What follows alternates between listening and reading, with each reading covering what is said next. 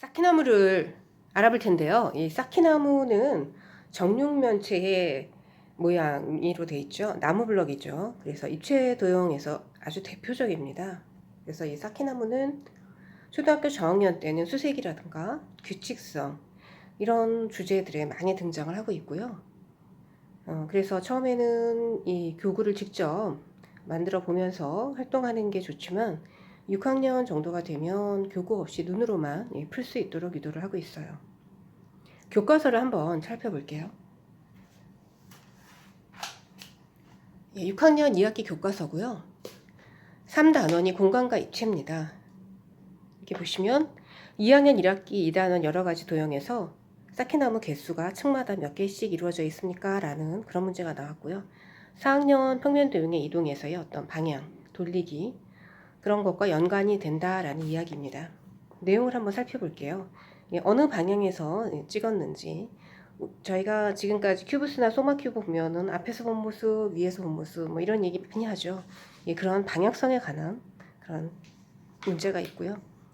그 다음 싸움 모양과 위에서 본 모습, 그 다음에 이제 또 개수, 그 다음에 또 여기 보시면 각각 방향에서 본 모습들을 이제 그려보기 위압, 옆 이런 문제 많이 나오고요. 그리고 1층 몇 개, 2층 몇 개, 3층 몇 개니? 라는 거예요. 그래서 위에서 본 모습들을 한번 그려보자 뭐 이런 얘기들.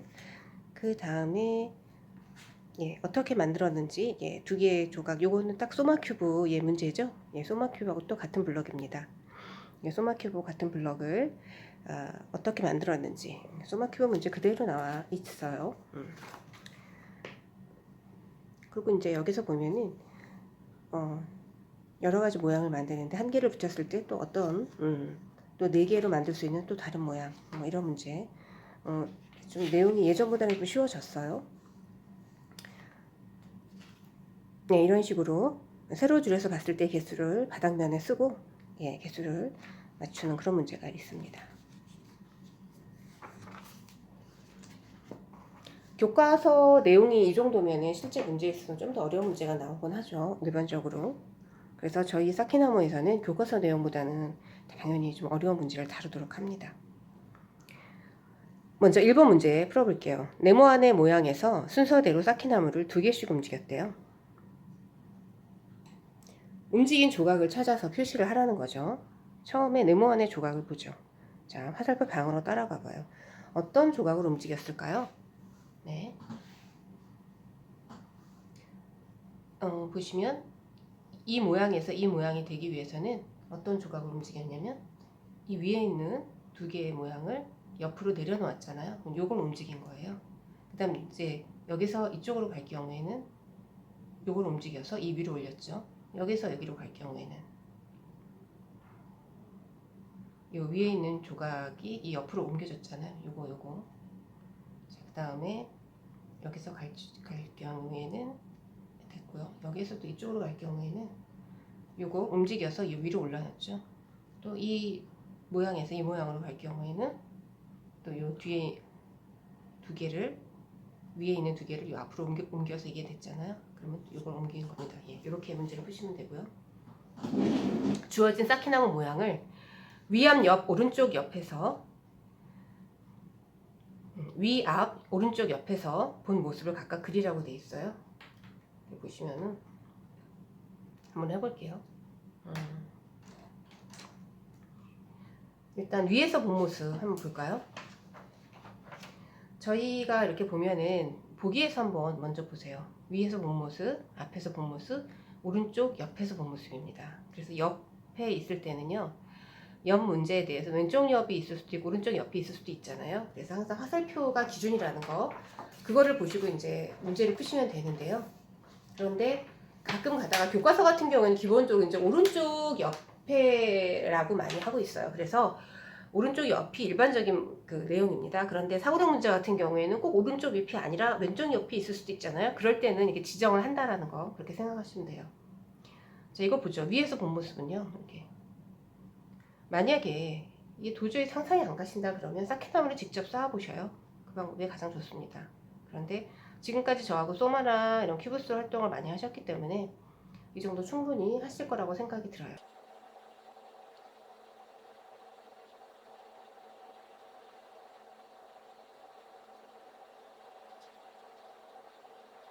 위에서 몸모습 그 다음 하나죠. 앞에서 몸모습 이렇게 해서 두 개잖아요. 그리고 이렇게 세 줄이죠. 세 줄. 그다음 여기 한 줄. 네. 오른쪽 옆에서 보면 이게 하나죠. 그 다음에 여기도 하나죠.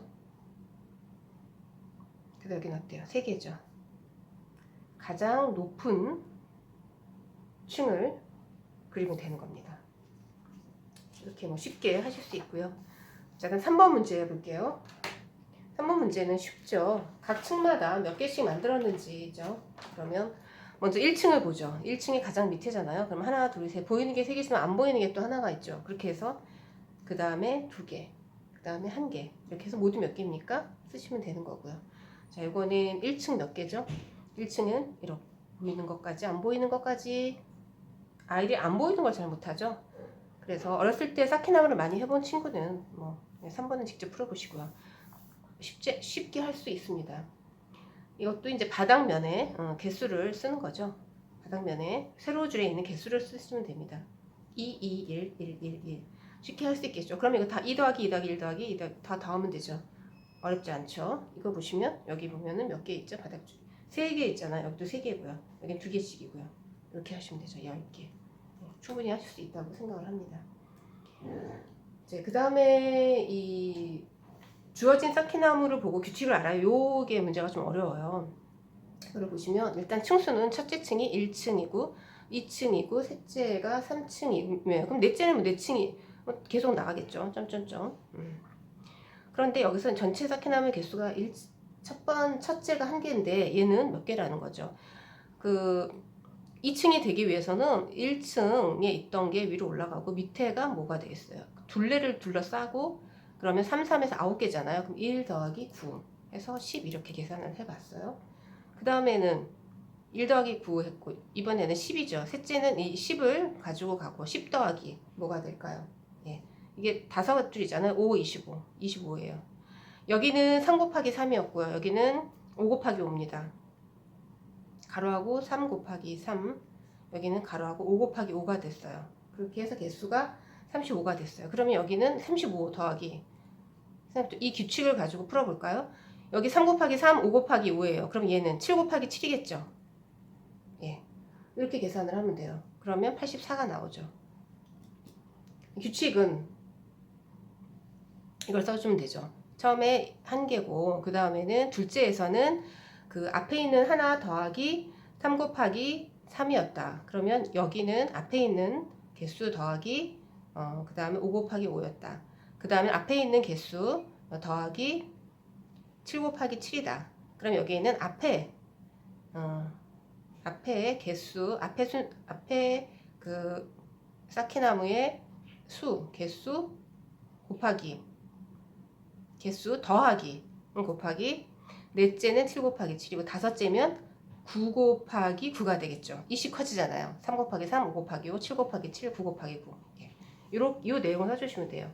그래서 81이 되는 거는 몇째일까요? 한번 요거를 계산을 해보죠. 그럼 앞에 개수가 얘가 84잖아요.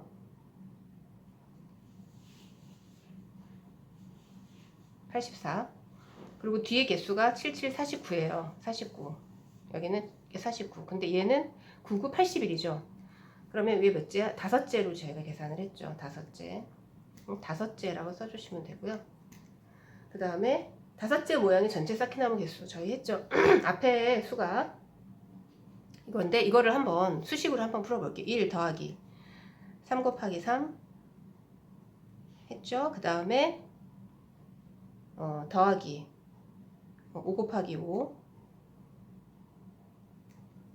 더하기 7 곱하기 7 더하기 9 곱하기 9가 되겠죠. 첫째, 둘째, 셋째, 넷째, 다섯째가 됩니다. 여섯째는 여기에서 또 11 곱하기 11이 되겠고요. 그렇게 해서 했더니 165개가 나왔다 그런 거예요. 286은요. 일단은 이게 286이면 그 다음 숫자라는 걸 알 수 있으면 그 다음 165보다 크다라는 걸 알기 때문에 165를 저희가 지금까지 했던 규칙을 한번 볼게요. 그러면 165를 더하기 우리가 그 다섯째가 165잖아요. 그러면 여섯째는 어떻게 될까요? 99가 아니라 11 곱하기 11이겠죠? 했더니 165 더하기 121이잖아요. 그랬더니 286개가 나왔네요. 이게 몇 개를 우리가 계산했죠? 여섯째를 계산했습니다. 그래서 여섯째가 이렇게 나오는 거예요. 이런 식의 규칙성을 이용해서 사키나무 개수를 구한다 라는 걸 해봤고요. 자, 다음은 이제 입체도용 전개도를 하겠습니다.